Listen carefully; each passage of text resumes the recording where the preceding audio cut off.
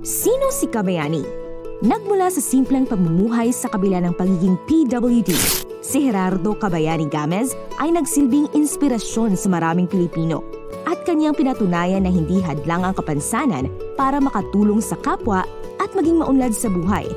Marami na rin siyang natanggap na parangal.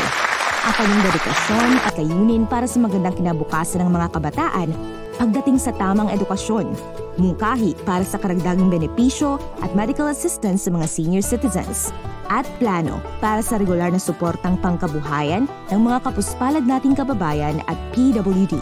Ito ay ang kanyang taus-pusong hangarin na nais niyang maisakatuparan.